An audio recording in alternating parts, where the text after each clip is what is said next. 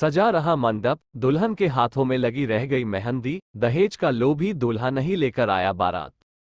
उसके हाथों में मेहंदी भी लगी, शादी का पंडाल भी सजा और बारात का इंतजार भी हुआ, लेकिन बारात नहीं आई। शादी में लड़की के परिवार वाले जो कुछ दे सकते थे वह सब सामान भी जुटाया, लेकिन दूल्हे व उसके परिवार को ये सब कम नजर आया और ज्यादा दहेज की मांग की, और दूल्हा और उसके परिवार वाले शादी के दिन बारात लेकर लड़की के घर नहीं आए। मामला दिल्ली के अमन विहार इलाके का है। लड़की का पूरा परिवार सदमे में है और कानून से कार्यवाही की गुहार लगा रहा है।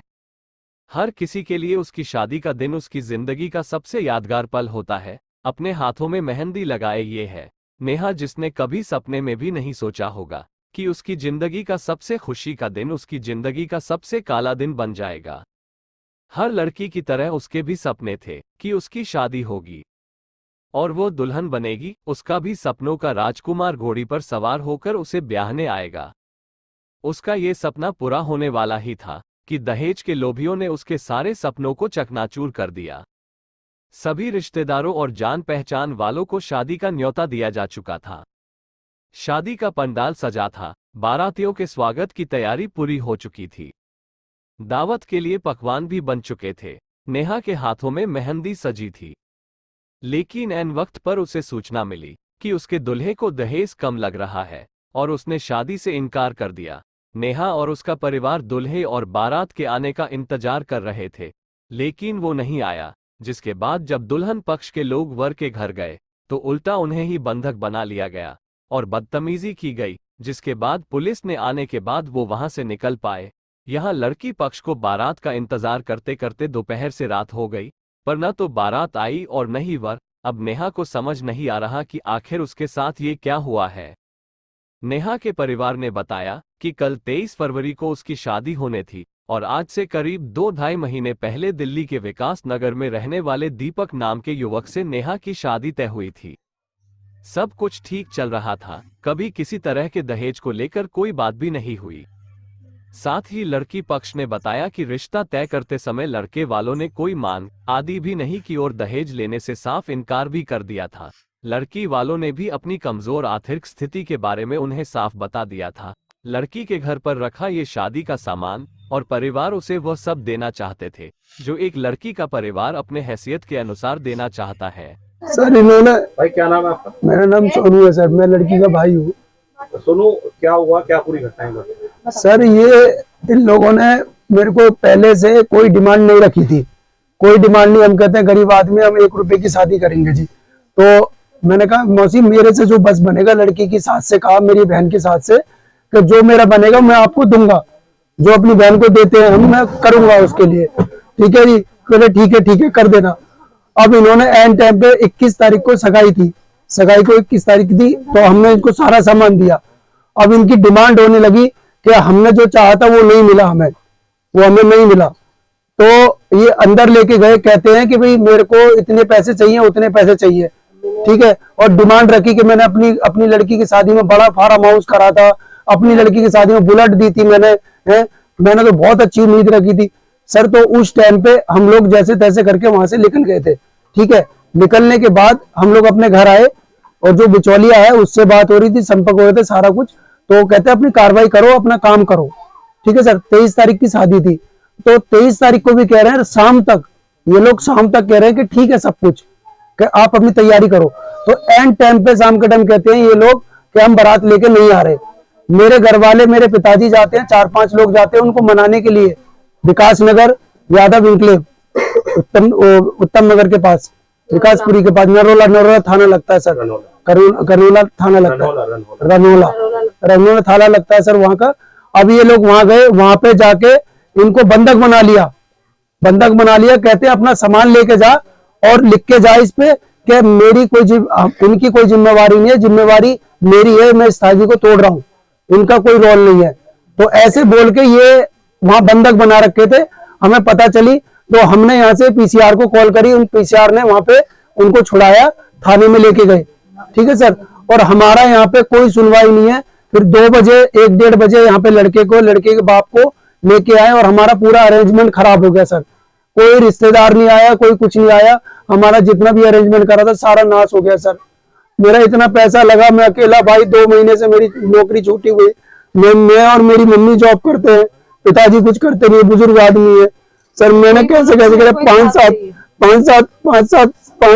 5-6 साल से अपनी बहन के लिए इकट्ठा कर रहा हूँ पैसा। तकरीबन कितने लाख रुपए आपने शादी में खर्च कर दिए और क्या उनकी डिमांड थी? सर मेरा 7-8 लाख रुपए खर्च हो गया है।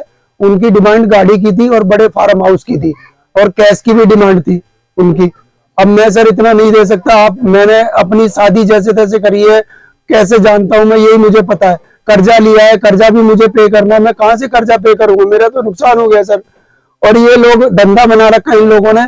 पहले भी एक लड़की के साथ ऐसा कर चुके हैं ये लोग, एंड टाइम पे सगाई वाले दिन उनके साथ भी ऐसे ही करा जैसा हमारे साथ करा है। लेकिन उन्होंने सामाजिक आदमी की वजह से छोड़ दिया था इसको, कोई कंप्लेंट नहीं करी। लेकिन हमारे साथ इन्होंने बहुत बड़ा धोखा करा है सर। अब आप क्या चाहते हैं? सर मैं इंसाफ चाहता हूँ और इनको सजा मिलनी चाहिए, ऐसे किसी और के साथ ना हो। और जो हमारा खर्चा हुआ है, मैं गरीब आदमी, मैं कहाँ से लाऊंगा इतना पैसा? मेरे को शादी भी करनी है सर, मेरे को इंसाफ मिलना चाहिए, मुझे पैसा मिलना चाहिए और इनको सजा मिलनी चाहिए सर।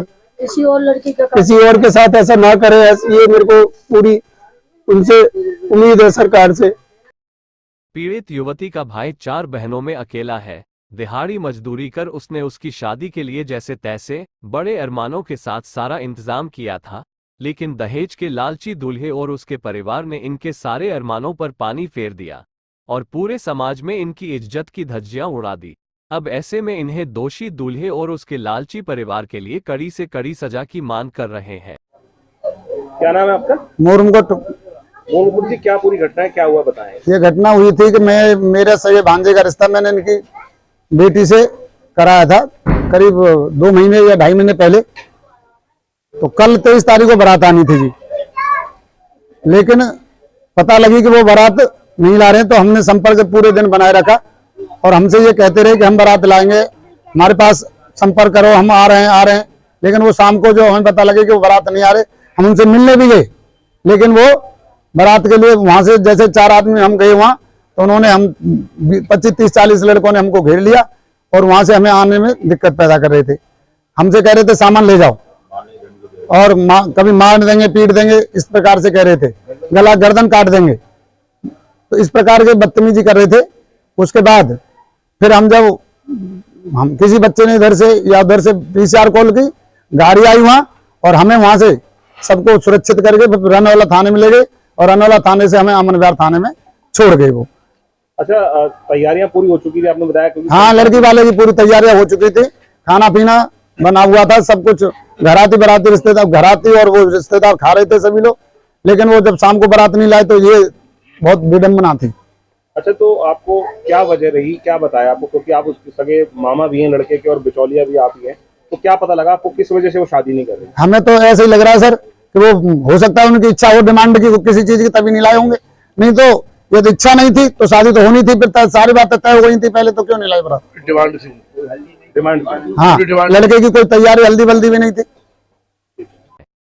बारात का बहुत इंतजार करने और लड़के पक्ष को बार बार फोन आदि करने पर भी जब कोई जवाब नहीं आया और दिन से रात हो गई, साथ ही शादी के लिए किया गया सारा इंतजाम धरा रह गया, तो अपने परिवार के सभी लोगों को रोता बिलखते देख पीड़ित युवती ने भी लालची दूल्हे और उसके परिवार को सबक सिखाने की ठान ली और फिर उनके खिलाफ पुलिस में शिकायत दे दी है और अब पीड़ित युवती कानून से इंसाफ की गुहार लगा रही है। क्या हुआ है, क्या पूरी घटना है, आप बताएं? सर मेरी शादी थी और बारात आने वाली थी और उन लोगों ने एंड टाइम पे मना कर दी। हमारे घर में सारी तैयारी हो गई, खाना बन गया, टेंट वेंट सब तैयारी हो गई, रिश्तेदार वगैरह सब आ गए, पर उन लोगों को हम इंतजार देख रहे थे, बारात आएगी बारात आएगी बारात आएगी। उन्होंने एंड टाइम पे मना कर दिया। मैं पार्लर में तैयार होकर आई, सारी तैयारी हो गई थी हमारी। तो क्या लगता है आपको, उसके बाद पुलिस में आप लोग गए होंगे, कोई कार्रवाई की पुलिस ने और आप क्या नहीं सर, कुछ नहीं करा। क्या मांग करते हैं? मैं चाहती मेरे साथ इंसाफ हो, मेरे घर वालों के साथ इंसाफ हो। जो बेइज्जती मेरे घर वालों के लिए, उनकी बहुत बेइज्जती हो, सख्त से सख्त कार्रवाई हो उनके साथ। अच्छा, आपको पता लगा होगा क्या वजह रही, आखिर क्यों बारात नहीं आ पाई, क्या वजह थी? सर मुझे नहीं पता, मेरे घर वाले मुझे कुछ नहीं बता रहे।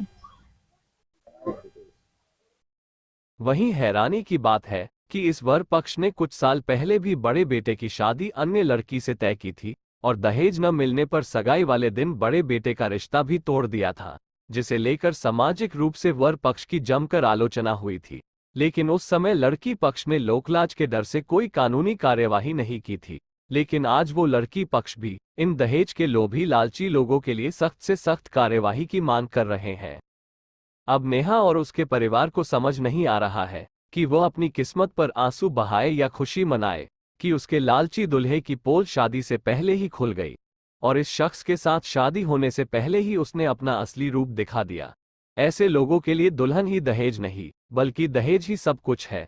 लेकिन इस घटना ने एक बार फिर साफ कर दिया है कि भले ही हम नए दौर में जी रहे हों, लेकिन समाज में आज भी ऐसे दहेज के लोभी मौजूद हैं जो पूरी इंसानियत और समाज के लिए नासूर बने हुए हैं।